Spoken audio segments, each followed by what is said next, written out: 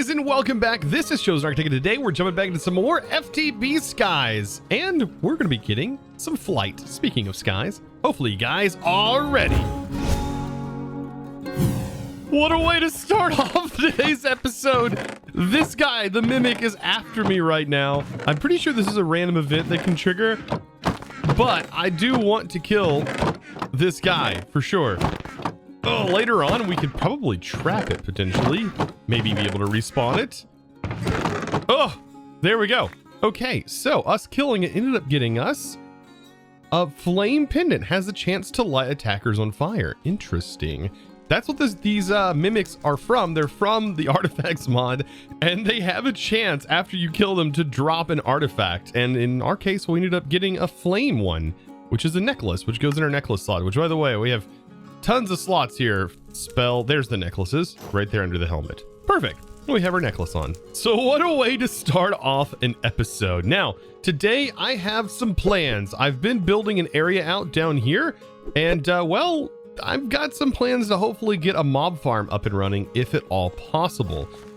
We are going to still need a few things, such as organizing our storage here, hopefully getting that into storage drawers, and getting ourselves a better storage over here set up, because these 4 chests are just not enough. We're going to be definitely expanding today. So I didn't actually know this, but apparently you guys have been telling me in the comments to give Ron some legs. So to do that, I believe I have to order a new rock, and then I have to combine this with it to get a pet rock with legs. And let's just assume that, well, let's just assume this is not Ron. This is not Ron anymore. This is Ron. Oh, and it's got Slowpoke on top. Look at it. It's got legs and little hands. Little hands. This is now Ron for sure. Well, I think we still need the rocks, the stonium to tame him there. Perfect. Now the little fella's got some legs. Oh, very, very nice. Now I went ahead and got all of the stone that was around switched over to grass. This is going to make it a little bit more comfortable in the eyes for one, but it's also going to allow me to have a better understanding of where I'm going to build things. So I now have just about everything I need prepped and ready to go to get all of these resources put into storage drawers, so that way they can continue running and things are going to be ready to go. As you can see, I've got wood up here farming. And now with the things I've made, so I went ahead and made a regular drawer that gets us some copper upgrades and a configuration tool, or configuration tool, if I could speak today. And then I also made a compacting drawer just to be able to get this quest done. That's gold. And then the storage controller, which gets us some diamond upgrades, which is really nice, void upgrades, and a linking tool, which we're going to need for this. Now, there is an armory cabinet. That'll be something that we can eventually use maybe for our mob farm. That stores a bunch of items, but for right now, I think this is going to be great. So I need to get this set up so that way we can have access to our drawers. We only need like 11 of them, and I could probably fit this all in here. We won't need access to these chests. So I'm thinking maybe I can just include them as a part of this actual build. In this bottom part, we are going to run everything over to a storage controller, which can go right back here for this setup. And I'll just hopper everything using the wooden hoppers, which are really fast, and just hopper them right into this. Now, to fix my flint issue, I should be able to just give this my shovel, and by doing that, putting the offhand, placing it on here, and that should silk touch now, because this does have silk touch on it, and we should no longer get flint. I think I have enough flint to last me quite a while. So that'll open things up and make this look a lot nicer as I get all these things added in. Now, we did get our linking tool as a nice little gift, and we can actually click on the controller, right click, and then we should be able to select all of the drawers that we want it linked to. Thankfully, it doesn't actually have to be connected, which is kind of a bonus, especially with the new functional storage. But what I'm going to do is I'm going to start hooking these in just like this, and you can see stuff's going to already start going in. We need to make sure that's pulled out, and yeah, everything should start finding its way into a drawer. These go pretty quick and should be able to keep up, I think. I know this is going to have a backlog. Hopefully these hoppers can actually keep up. It does say andesite chunk, warp spores. Yeah, it's putting everything in. And it should be fast enough once everything gets caught up. So I definitely made a poor decision on this side of things. Now, there is a configuration tool and it's set to locking. What I should do is actually pull all this stuff out, and it's going to leave a massive mess on the ground. But I should have gone through here and configured all of these on my own, because otherwise it's just going to be a massive, massive mess. And that means I'm probably going to have to break these chests while I'm doing all this. And yeah, it's going to dump a lot of items all over the ground. So while I was in the process of setting this up, we just got a villager. Very nice. And please don't do anything I wouldn't do. I'm just going to put them inside of this chest. So I got just about everything situated here. I do need to set this all to lock now. And I think at this point, everything should be good to go. I'll replace these with barrels so I could access them. But it does seem like it may not be keeping up 100%. These hoppers may not be. Or, I think what's ending up happening is when these get full, it is still sending like clay balls, for example, and the clay balls are completely filled up. Let me go ahead and actually upgrade some of these things, right? For example, clay balls and the redstone and stuff. These two could probably get some upgrades, and then things should start flowing very, very nicely. And I'm trying to think, is there anything else that needs upgrades? Probably the ore for sure needs upgrades. And we'll throw that in there. Copper upgrades. We can even, this definitely needs upgrades, so we put a gold upgrade in it. Copper upgrade, we probably upgrade almost everything. Very handy that it gives you all of this. So we'll put that there, and we'll just finish this out with one or the other. I think this is more important. And there we go. We have upgrades, and of course we're going to be able to upgrade this later on and be able to store even more. But yeah, it's definitely keeping up now, and we are going to have a lot more items flooding in. So I'm currently moving and setting up our new storage. This is gold chests that we're going to be using, and they're going to be attached in the exact same way. I wonder why these do this. Like, they pop this out. I have no idea. Very, very weird. But outside of that, let's go ahead and get this connected up, and then hook our screen to the middle, and there we go. So now we have a ton more storage than we previously had. And I need to get everything moved over to this, and we have room for expansion. Now, I did a little bit of building, but I want more wood, so the market is going to be my best friend moving forward. And, well, there we go. All right. So we have the Swap-O-Matic right here, and we can pretty much buy anything we want from this. So here's all of our saplings. We have all the different cork saplings as well, and a bunch of different kinds of seeds. The big thing I want is definitely going to be all the different tree types, right? So I can, you know, diversify my my palette of building blocks, because right now we just have oak, and really just doesn't seem like it's getting, it doesn't seem like it looks very good in my opinion. So we are going to need emeralds for that, and really we just need a single sapling, right? Because I want to get spruce, I think. Spruce is definitely on the list of to get. Now, if I grow 3x3s, we're going to end up converting all of our grass. I don't know if I really want that. Let me grab some bone meal here real quick. By the way, we should be able to actually hook this storage into here. We would have to, however, make sure that the priorities are set up properly, so that way things go back in, and or they always get pulled out of here first. But anyways, let's see if we can grow this. There we go.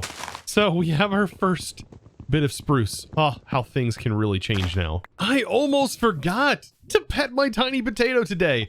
Oh my goodness. Also, I would like to thank JVirus for commenting down below. JVirus0198 said, name it Frenchie.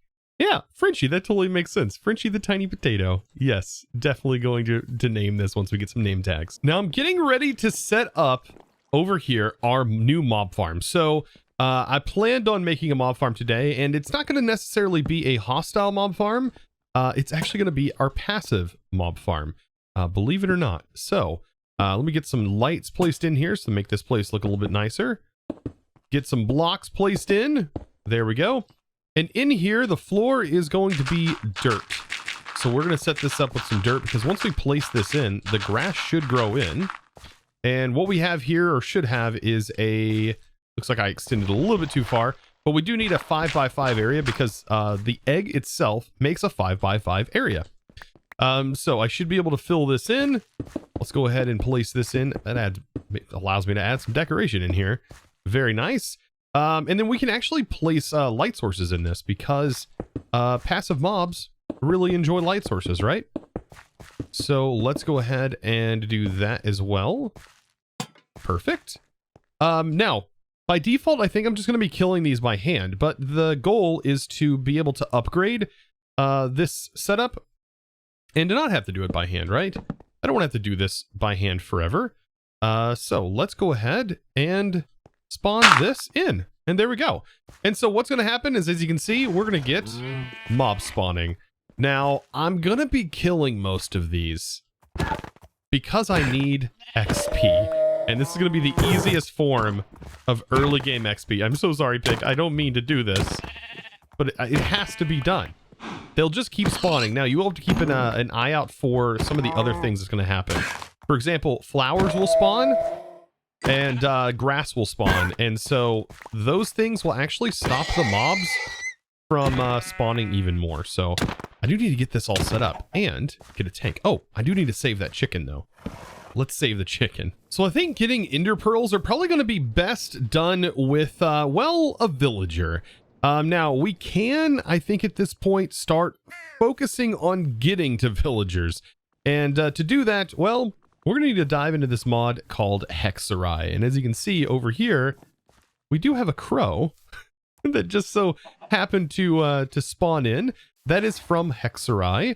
And so I was thinking, we could get a broomstick and use the broomstick to potentially fly to sky islands that are available in this pack. And these sky islands are home to, well, a civilization that, well, our sad friends that were on this island, well, just never went and visited. So I think it would be definitely worth it. Worthwhile for us to go visit. Now, to get started with the Hexerei mod, we are going to need grass. And so we basically can take this this grass here that we're shearing up, and we should be able to use it and place it inside of one of our systems. And you can see it is being sieved over here. And then that should end up in here. Now, unfortunately, I don't have another barrel for this to go, so it's going to get caught up inside here. But that's fine for right now. I'll end up breaking this and fixing it. But for now, we're looking for some very specific flowers to show up inside of this chest. Now, with the current mesh that I have, it's not going to work out so well. I actually need to upgrade our mesh to the mana or the amethyst mesh, it looks like. Oh, no, mana mesh should work. Yeah, mana steel mesh. We're looking to get the Hexerei plants here. Mana steel mesh is just a piece of iron turned into mana steel. So I should be able to grab this and do our conversion, and now we should be able to get a mana steel mesh, which should be in here somewhere. Quickly grab that. There it is. And we need to swap out our mesh that we currently have in this one over here for this mesh. So I believe we will click this. How do I get this off here? You gotta right click this off. Oh boy. Nope. I might just need to break it. Yep, I think it's because I have something in my offhand. Shift click, there we go, and then place this in. Nice. And then we should be able to place these items in. There we go. And now we should be rocking those plants here soon. Now, in the meantime, while that's going, let's get a mixing cauldron. And this is going to be a big start, and the quest line here really helps you get into this. So this is the mixing cauldron. We're going to get a bottle of lava for this. And it leads you down the path. We're also going to need blood sigil. So this is going to be one of the first things we make. So we need to put lava inside of this cauldron with a heat source underneath. And then redstone dust. And it looks like some polished blackstone. To get black stone, we can put a block of coal underneath a pedestal. So with the block of coal underneath there, boop, there we go. And I'm now generating some of that black stone. Perfect. Now, campfire. That is going to be something else I need to make. And we should have everything for this. Yep, campfire. Let's go ahead and put this over here for right now. So campfire will go here. We can put this on top. And now we have our mixing cauldron ready to go. We just, like I said, we're going to need that lava. I think in our quest rewards, right? We do get some of the saplings.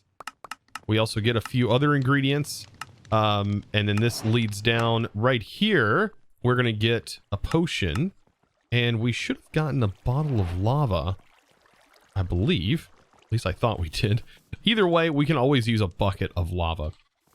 So let's go ahead and get that sigil, right? We need 4 redstone. I believe it was compressed, like 4 blackstone. And what else do we need for the sigil? Yeah, 4 and 4.